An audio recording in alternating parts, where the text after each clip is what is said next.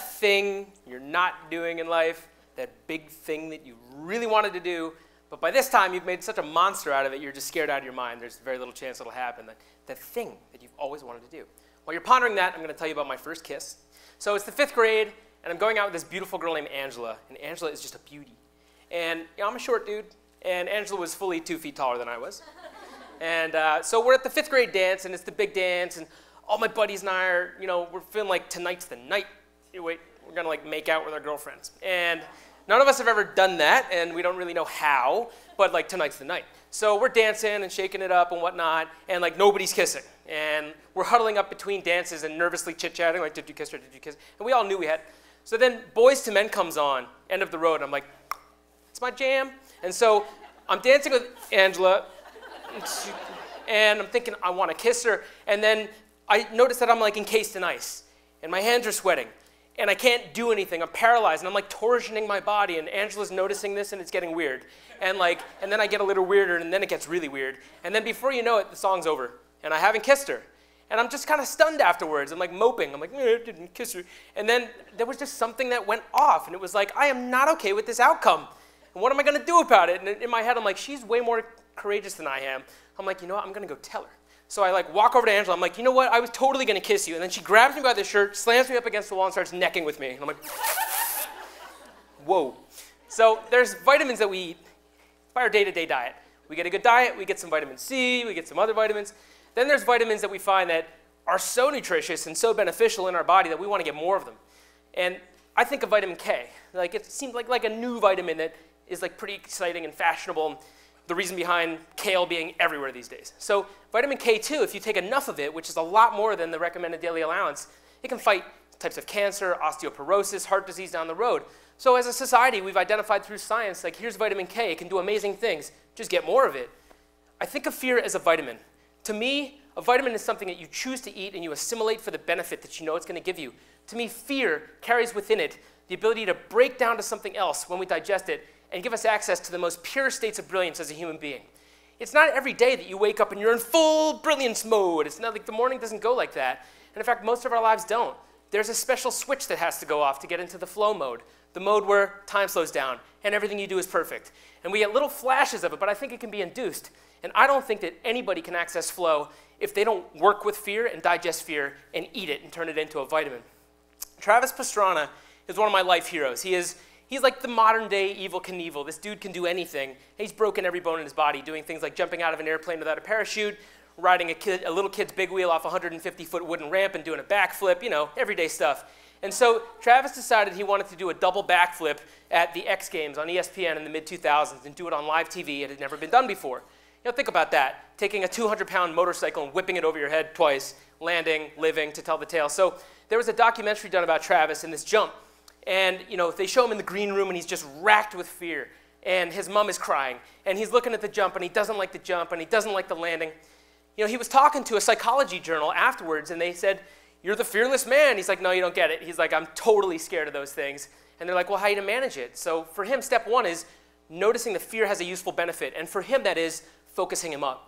Without fear, he's focusing on lots of things. Like, for example, if you're running from a tiger, you don't run from a tiger and check your tweets. You don't run from a tiger and say, I forgot to add the fabric softener. It doesn't work like that. You get the heck out of there, and you're super focused, and like the blood rushes out of your core and into your limbs, and like all this stuff, right? So Travis uses that to focus him up. And then the next thing is if the conditions are right, and if he trusts his team, which he always builds a good team, the next thing to do is commit. Commit, commit, commit. And for him, that's that one step, and bang. That one step beyond the fear when he's taken it in and digested it, it's bang. So he approaches the jump, squeezes the throttle, comes ripping off the top, and the first flip is like violent. He just goes back so hard. And then the second flip is like slower. And then he lands, and he just like lands, throws the bike, and pumps his fist in the air. And you're like, whoa! And Tony Hawk is one of the announcers, and he's just like, well, that's different for sports now. Thanks very much. You just like destroyed everything we've ever done. So, you know, to me, that's quite the moment. And what Travis had done, he took his vitamin fear. He did it. There's a perfect example of somebody being structured around fear and choosing to take it as a vitamin, to elevate beyond, to hit that zone of perfection. Because he had this little sliver of space to land in. How do you do that, right? So I think that digesting is a bit of a stepped process, and I have a relationship to that, something that I practice. And to me, step one is just identifying that there could be something valuable in fear. You know, we typically avoid fear. As humans, fear produces all these unwanted emotions like sweaty palms or like not being able to think straight or running from something. It's hard to be productive when you're running from it, and bad dreams. And so to first just be like, you know what, there could be something valuable in fear, I think is a leap. And so that's the first thing I try. Second thing is I got to get curious about my fear. And you know, what fear is running me right now? Where is it coming from? Is it a big fear or a little fear? Is this like my big life fear? Or is this like I'm afraid to eat bananas? Like, I want to look into it. The reason I choose curiosity is a beautiful state. It's a childlike discovery. It's not so dogmatic and deterministic. It's not like I want to bust up my fear and solve it. It's like I'm curious about it. I want to like poke it and prod it. Extra brownie points for group talk, therapy, transformational education, talking to your best friends about it, whatever it is, that'll help peel back the onion faster. The next thing I do is I use that superpower of focus that comes with fear. Once I've chosen to digest that fear, I focus up, and then I make a micro commitment. And to me, a micro commitment is the smallest step in the direction. And to me, a micro commitment is important because any momentum, a tiny amount of momentum, is 1,000 times more momentum than no momentum. And because procrastination is typically the result of fear, just the tiniest step is magic. You're transported. With Angela, I wanted to kiss her, but I'm stuck in a block of ice, and then one step, and bang, we're making out. It's like, yeah. So in any case, I was born, if the Grinch Who Stole Christmas was born with a heart 2 sizes too small, I was born with one like 5 sizes too big. I have a monster sense of empathy for people, and it won't go away, and I've tried, and like whatever. So I've had to create a lifestyle around helping people, and I'm really concerned about sustainability of the planet. Food, water, shelter, transit, you name it. I need people to be happy. I need to know they're going to be okay. And so, you know, I've pretty much given my life to sustainability and trying to forward it in society. In 2006, I had this ridiculous idea. I wanted to communicate sustainability to more people. How do you make that real for folks? And I thought, you know what? I'll take the carnival ride called the Gravitron. You know, the one that you get sucked into the wall and your face gets like, you know, you get all squishy. So I wanted to take that and run it on waste vegetable oil to show people, like, you can run this thing on waste and take it from city to city. So that was the idea, and then it went away for a while. In 2009, I went to Philadelphia to take care of my mom, who was unfortunately terminally ill with brain cancer, and my days slowed way down. And those days were so challenging. And on most days, it was like living in molasses. It was gooey and so dense and upsetting. Some days were really light, and I could gain perspective. On the days that I could gain perspective, I realized, man, I wanted to start that Gravitron.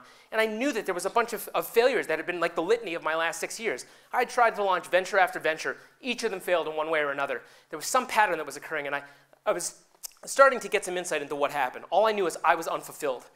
My mom disappeared day by day, and she did end up passing away, and that rocked me. And in the months that ensued, I chose to do anything that was going to help me out, anything that was going to help me discover what was in the way. Where was this pattern of failures coming from? What was happening to me? And I took this course called the Landmark Forum, and it helped me like forcefully peel back the layers and find out what was going on inside. It turned out I had this huge fear of failure.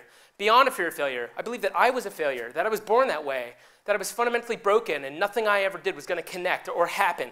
And it's pretty hard to go create something if in the way is I suck and I'm going to fail. Like, you know, that's pretty heavy. So once I took that course, I got super curious about the mechanics of this and started to just peel it back. Once the curiosity was there, I could work with it. And in the parking lot of the graduation of that education, I declared to my friends and the cosmos and the insects that I was going to launch that carnival, that I wanted to launch the biodiesel Gravitron and the world's first green carnival. Fast forward 4 months, I launched Sustainable, the world's very first green carnival, all the rides running on waste vegetable oil, wind, and solar power, used to blow minds about sustainability and bring it to communities just like this. And so with that, first it was the carnival, and then I launched 3 technology ventures and another nonprofit and a foundation. It was like, once I cleared that way, once I took that fear and digested it as a vitamin, everything started to open up. And I think that's what's available to all of us. I believe that everybody has access to that super brilliant state of creation.